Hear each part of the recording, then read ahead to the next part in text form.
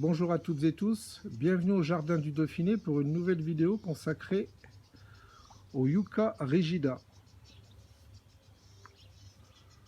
Donc il ressemble étrangement à son frère le Yucca rostrata.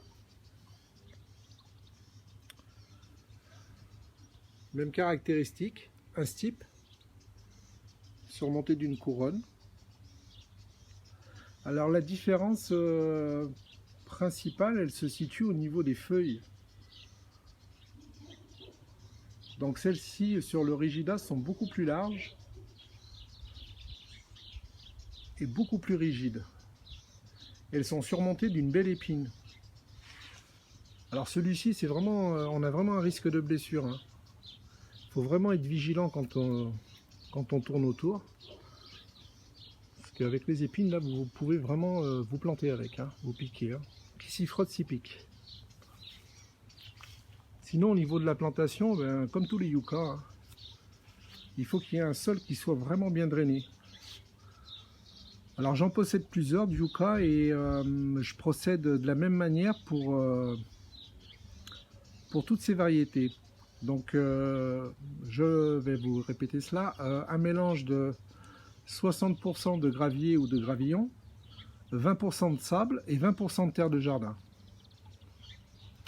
Ceci pour faciliter le drainage, parce que c'est des plantes qui détestent avoir les pieds dans l'eau.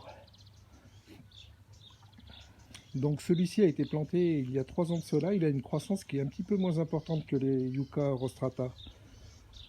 Il était très petit à la mise en terre et on voit que au niveau du tronc, il prend à peu près 2 cm de tronc par année, ce qui fait très peu. Par contre, c'est un bel effet ornemental, comme on peut le voir. Alors, ça fait partie des plantes, celles que j'appelle les plantes tout-terrain. Hein. À partir du moment où on les a plantées, elles demandent peu d'entretien. Elles ne sont pas exigeantes au niveau du sol. À partir du moment où vous avez fait une bonne préparation avec une bonne quantité de gravier, vous n'avez pas à vous en occuper par la suite.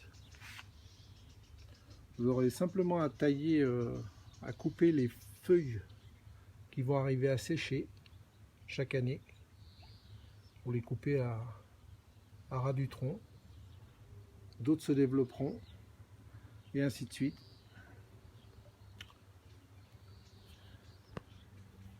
Concernant sa rusticité, nous ça fait 2 ans qu'on a eu des hivers à peu près à moins 15 degrés.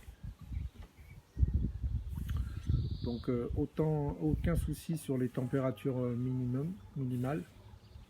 De même que les températures maximales, hein, on a eu des étés à 35, voire 36 degrés, voire c'est même monté jusqu'à 40 degrés l'année passée. Et on voit que malgré ce climat qui est assez extrême, la plante s'est bien acclimatée. C'est une plante que je conseille vraiment à tout le monde.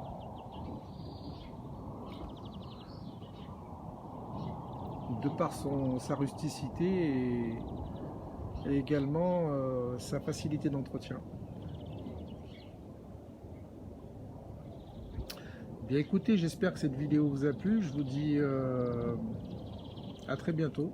N'hésitez pas à poster vos commentaires et éventuellement vos questions, j'y répondrai avec plaisir.